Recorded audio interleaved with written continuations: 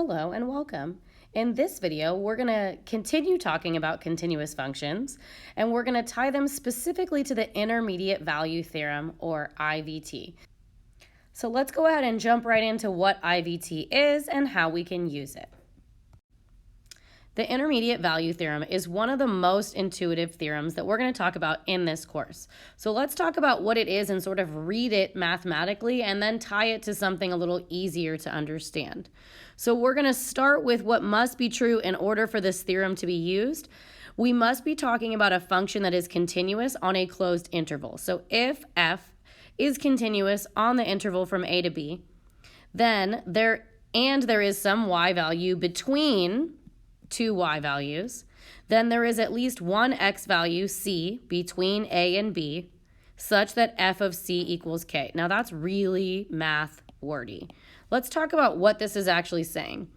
If I never pick up my pencil to connect a function between 2 points, then at some point along this curve, I have touched every y value in between this one and this one. So let's put some numbers here just to make it a little easier to talk about.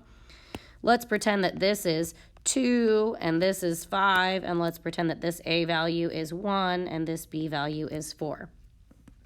So what the intermediate value theorem is saying is that if we never pick up our pencil between x equals 1 and x equals 4, and we go from 2 to 5 over that interval, then at some point we must be crossing every number between 2 and 5, meaning at some point I must be at 3 and 3.1 and 3.5 and 3.6. At some point I must be at 4. If I never lift my pencil up, I have to cover every x value between 2 and 5, because if I never lift my pencil up, then I have to connect 2 to 5. I will cross every single value. So down here it does say, in simple terms, if a function is continuous, it will take on every possible y value in between the two y values at the endpoint. So let's look at some examples that involve using this theorem so we can just really solidify in what it's saying. All right, so the directions here say determine if the intermediate value theorem, IVT, guarantees a c value for the given interval. If so, find the c value. So in order to use this theorem, we first must state that our function is continuous. And this is a quadratic, and a quadratic is continuous everywhere. So f is continuous, definitely on the interval that we care about, because it is in fact continuous everywhere. If we don't have a continuous function on the interval that we're talking about, we can't use IVT. So the very first thing we need to check is continuity. And you don't have to prove that it's continuous. You just have to be able to look at the function and say, I know this is a quadratic, which means it's continuous. So f is continuous on this interval. Then we want to see what's happening at each of the endpoints. So what happens when x is 0? If I plug 0 in here, I get 0. What happens when x is 5? If I plug 5 in here, I get 25 minus 5 is 20. So what that means is every y value between 0 and 20 will be covered when we're going from 0 to 5 for our x values. So the last thing we need to say before we can for sure say we're going to use this theorem is this number 12 in between these two numbers, 0 and 20? And it is. So I'm going to just make a note of that since 12 is between 0 and 20, IVT applies here, which means we are guaranteed to have some x value or some c value that gives us 12 as an output. So how do we find that c value? So I'm going to come over here. We're going to find the c value. To do that, we're just going to say, when does this equal this? When is 12 equal to our function? Because the intermediate value theorem guarantees that this does happen at some point in time. So I'm going to move 12 to the other side. Now we have a quadratic, which we can solve by factoring. This is going to give me that x is 4. This is going to give me that x is negative 3. It's possible for us to have two x values that make this true, but I want you to pay attention to the interval that we're talking about.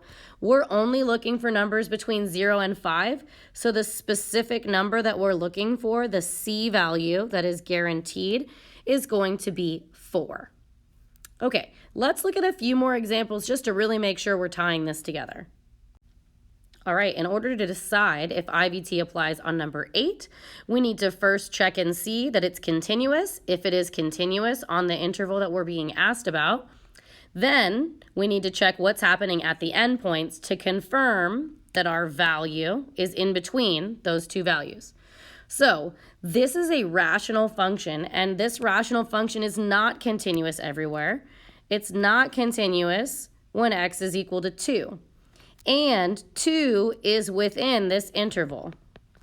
What that means is IVT does not guarantee a value of c such that f of c is equal to 4. That doesn't mean there isn't one. It's totally possible that there is, but it means that we can't use IVT. So let's go ahead and write what that looks like as our answer here. So we're just going to write out in words what we had already decided. Since f is not continuous on the interval from 0 to 3, IVT does not guarantee us such a c value. Now, if this problem asked us for the interval from 0 to 1, it would be continuous, and then we would just have to check the other conditions before we use it. And we'll look at an example like that as well. Let's look at 2 more problems. All right, I'm going to encourage you to pause the video and work through number 9 on your own, and then unpause the video and see how you did. So hopefully you had time to work through this. F is continuous on this interval, and 0 is between what we get when we plug in the endpoints of the interval. That means that IVT applies, and we can go ahead and solve for that c value. All right, to solve for c, we're going to set our function 3x squared minus 4 equal to 0. We're going to solve for x, which is going to give us plus or minus the square root of 4 over 3. The square root of 4 is 2, but we can't leave a radical in the denominator, so we need to rationalize. That's where this 2 root 3 over 3 is coming from. And we only want the answer that's actually within our interval from 0 to 3, so we're going to be looking at the positive value. So c is going to equal 2 root 3 over 3. Let's go ahead and look at one last example. All right, again, I'm going to encourage you to pause the video and try this one on your own, and then unpause the video and see how you did.